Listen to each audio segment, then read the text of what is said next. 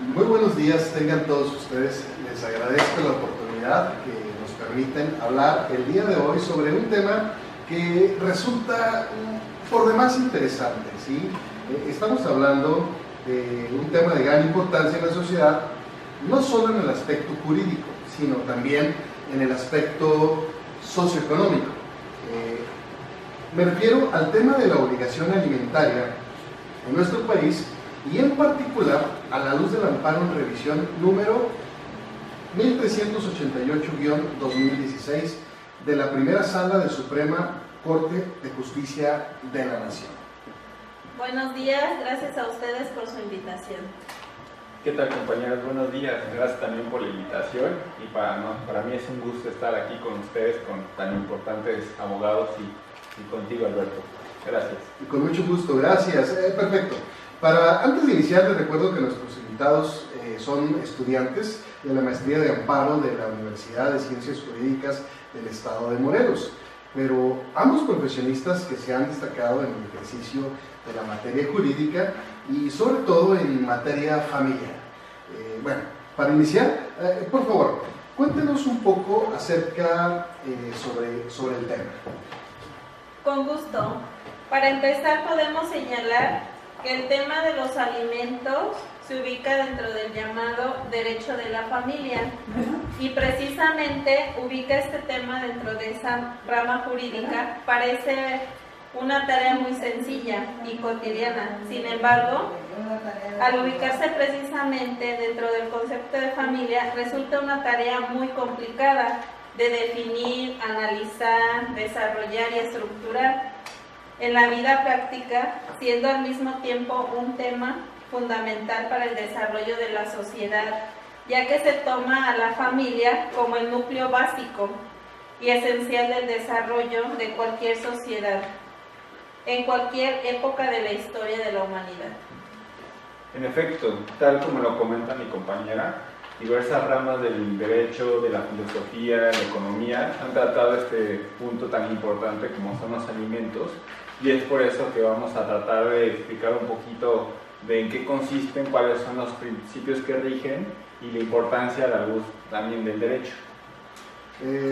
Entiendo, pero ahora nos apoyarán solamente a ver el ámbito jurídico, ¿es correcto? Así es. En el ámbito jurídico de la familia y en consecuencia de los alimentos adquirió gran relevancia en la Constitución Federal de 1917, en su artículo 4 y cuya protección adquirió rango constitucional con la reforma en materia de los derechos humanos el 11 de junio del 2011. En efecto, como lo señala mi compañera, hoy en día se puede considerar la relación alimentaria como una relación entre dos partes.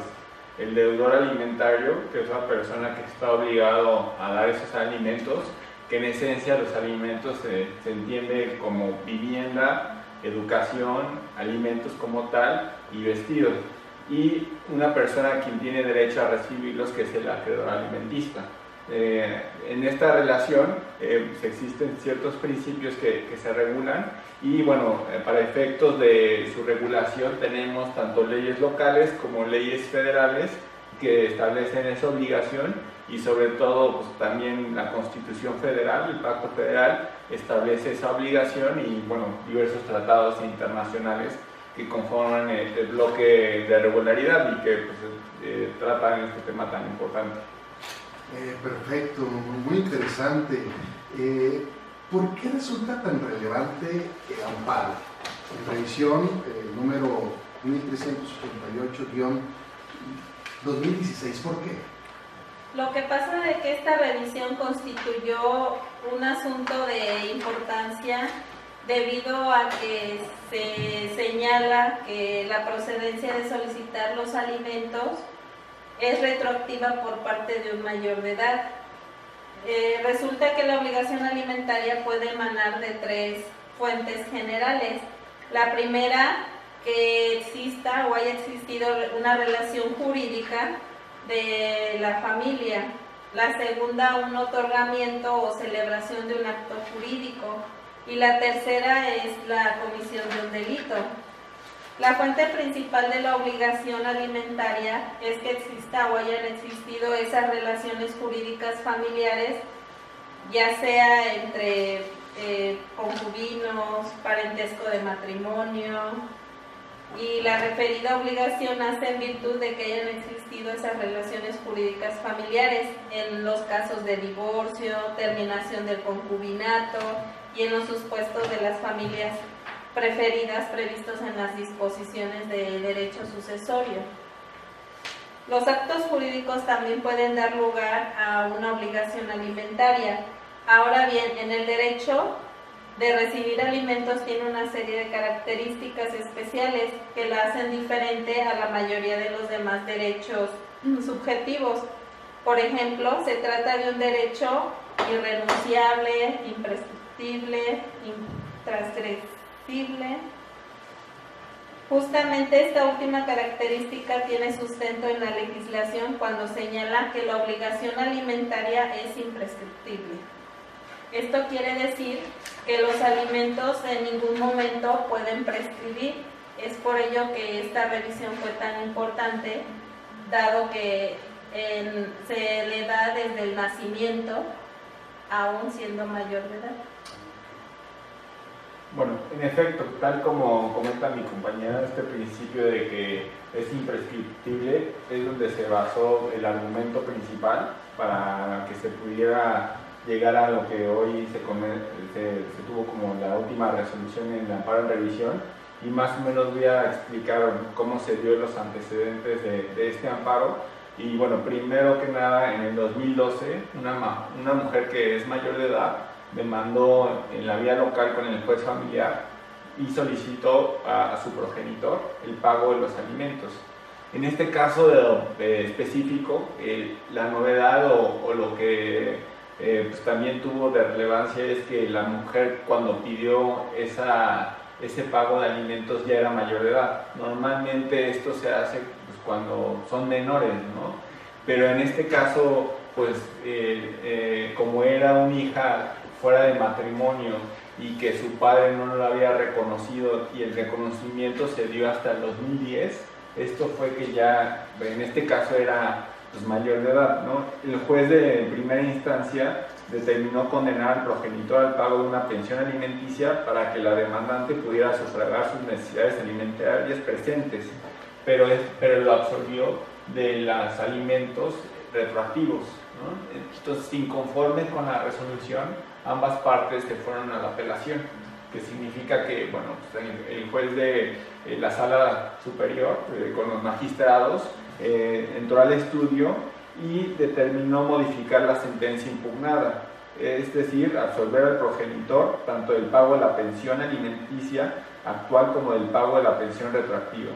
La sala familiar sostuvo, en esencia, que la pensión alimenticia actual era improcedente, dado que la demandante no acreditó la necesidad de recibir alimentos, y en relación con la pensión alimenticia retroactiva refirió que esta solo es procedente en los asuntos que involucran menores de edad y no así respecto de mayores de edad, destacando que el reconocimiento de la filiación biológica entre el demandante y su progenitor se determinó cuando éste era mayor de edad.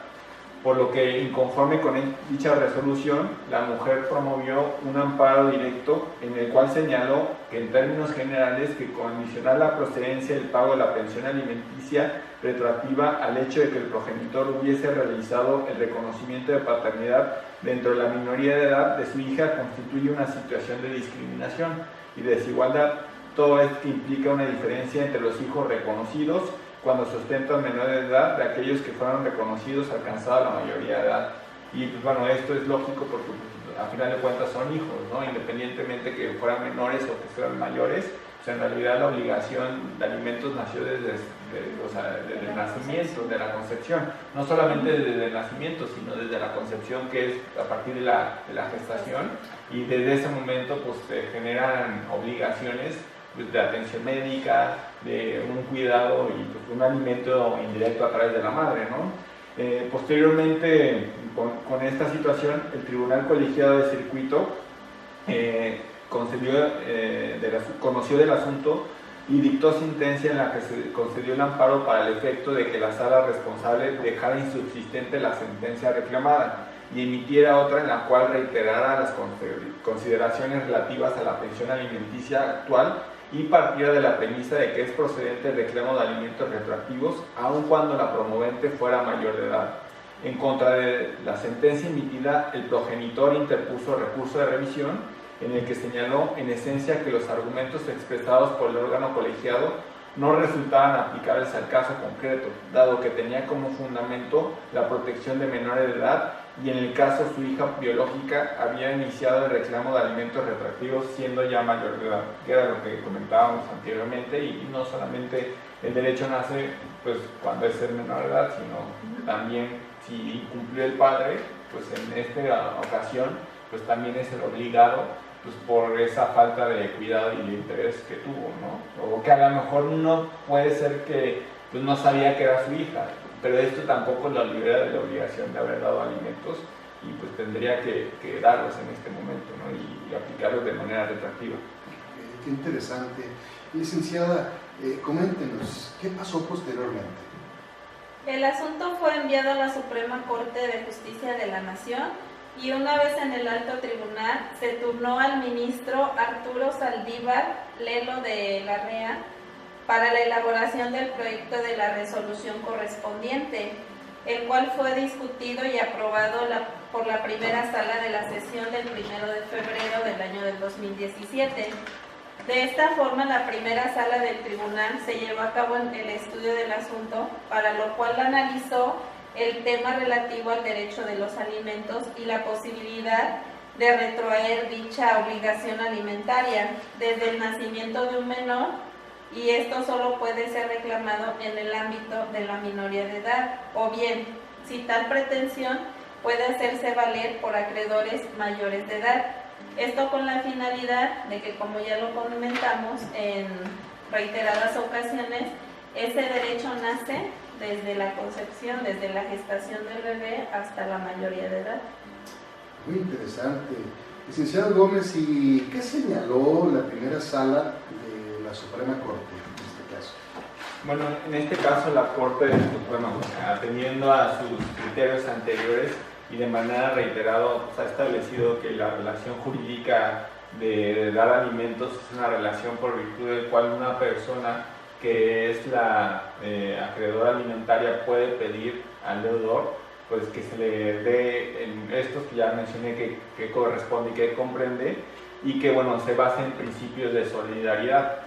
Tanto el acreedor tiene derecho a pedirlos en algún momento, pero también se invierte en algún momento, porque también puede darse que sean menor de edad o los hijos lo piden a los padres, y de manera pues también hay una reciprocidad, que también en algún momento los padres pueden pedirle a los hijos, en algún determinado momento, cuando los padres sean mayores o adultos mayores, en algún momento también se le tiene la obligación de pedir a los hijos, ¿no?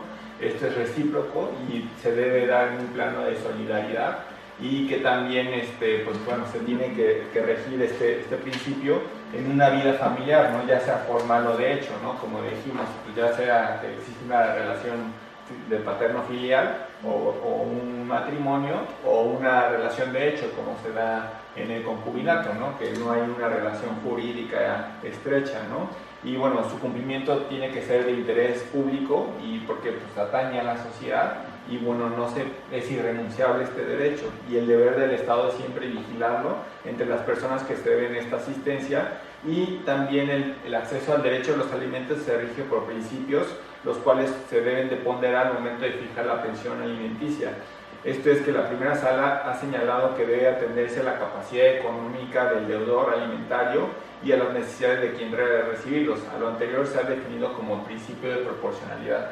Es decir, pues no se puede pedir más de lo que no se tiene, ¿no? Entonces en realidad se tiene que pues, dar de manera justa, y pues también que sea específicamente para cumplir pues, con alimento, vestido, educación y lo que mencionamos anteriormente. Gracias, licenciado Gómez. Me surge una pregunta, licenciada Rocío, pero entonces, ¿solo este principio de proporcionalidad es suficiente? para establecer y fijar una pensión alimenticia? No, como lo mencionaba el licenciado Gómez, esta pensión alimenticia va de acuerdo a las circunstancias que debe de prevalecer en cada familia. Es de acuerdo a tanto lo que tiene el acreedor para poder de esa manera dar esa pensión. Es acorde a las costumbres, las circunstancias, las propias en las que se desenvuelve. Desde luego comprende estas el cónyuge, a los hijos y demás que resulten beneficiarios conforme a lo señalado por la ley sustantiva aplicable al caso en concreto. Okay. ¿Esto lo determina una autoridad judicial? Así es. Sí, esto significa que el juez en el caso concreto tiene que hacer una ponderación, o sea, tiene que hacer un análisis exhaustivo de la posición de vulnerabilidad que tiene en este caso el acreedor alimentista para poder determinar y bajo esta institución proteger a la persona y pues que efectivamente se da esa necesidad de dar alimentos y ponderar, ¿no?, cuál es la necesidad real que se tiene y pues también los medios para cumplirlos. Interesante, licenciado Gómez. ¿Y cómo es eso? Bueno, me refiero en este caso de que los menores de edad, el juzgador, además de atender al principio de proporcionalidad, debe satisfacer los deberes que le impone la protección del interés superior del niño. Este también es una institución que está protegida en distintos ordenamientos, tanto en la Constitución General, en el artículo 4, así como en la Convención de las Naciones Unidas sobre los Derechos de los Niños y en la Ley para la Protección de los Derechos de los Niños y Adolescentes. Por lo expuesto, entiendo que pues, es la primera vez que la Suprema Corte de Justicia de la Nación analiza el cobro retroactivo de alimentos. No, la posibilidad de exigir el pago de forma retroactiva de los alimentos que merecía el acreedor alimentario siendo menor de edad. Se determinó en el amparo directo revisión 2293, diagonal 2013. Okay. Entonces entiendo que ya se había analizado anteriormente la posibilidad de cobrar retroactivamente, pero solamente los casos de los menores de edad. Exacto, hasta entonces no se había abordado desde la perspectiva de una persona que reclamara siendo ya mayor de edad, ya que en la praxis se daba que solamente era por cuanto a menores de edad. Interesante. Licenciado Gómez, ¿cómo se resolvió ese otro amparo en revisión que me han señalado? Bueno, en dicho amparo, el que se refirió anteriormente, que es el 2293, diagonal 2013, se concluyó específicamente en algunos puntos que voy a mencionar. En primer lugar, el derecho de los alimentos es un derecho humano que está consagrado en el artículo 4 de la Constitución. En segundo, que los alimentos es un deber de los padres, independientemente que ostenten o no la patria potestad. Puede haber un padre perdido la patria potestad, pero eso no lo exime de cumplir con la obligación de seguir dando alimentos. Y en tercera, que el importe esto no importa que los hijos hayan nacido fuera o dentro del matrimonio, ¿no? En realidad, pues no hay por qué distinguir y al final de cuentas son hijos, siendo que sean pues fuera o dentro del matrimonio, todos son hijos por igual. Y pues, en esta resolución así lo determinó la Corte y bueno, más que entendible, ¿no? Los menores también tienen una necesidad de alimentos y esta necesidad siempre se presume, o sea, no se puede dejar el árbitro, en algunos casos siempre hay una presunción legal, y los alimentos incluyen no solo los bienes indispensables para la subsistencia del menor, sino que también es para que tengan un desarrollo integral armónico en la sociedad. Y y es importante, también estábamos hablando en un principio que son imprescriptibles, es decir, que no se requiere un plazo para hacer efectivo que se puedan exigir o el reclamo de los alimentos. Gracias, perfectamente explicado. Licenciada Rocío, dichas premisas ¿A qué nos permiten llegar? Se concluyó que efectivamente ese derecho de los menores de recibir los alimentos por parte de sus progenitores nace desde el nacimiento de esta persona, que es donde nace ese vínculo paterno-maternal filial, para de esta manera poder en cualquier momento solicitar esa pensión alimenticia. Es por ello que es retroactiva, porque nace, como ya lo hemos mencionado en reiteradas ocasiones, desde la gestación hasta la mayoría de edad. Entonces esta puede ser exigida en cualquier tiempo por el acreedor. Perfecto. Entiendo, pues creo que todo ha quedado esclarecido, por lo cual no me queda más que decirle que es un tema muy interesante y agradecer la participación y la riqueza de la participación de todo lo que se expuso en esta tarde. Muchas gracias. Gracias a usted y fue un placer estar con ustedes. Pues muchas gracias, estamos a sus órdenes. Gracias. Gracias.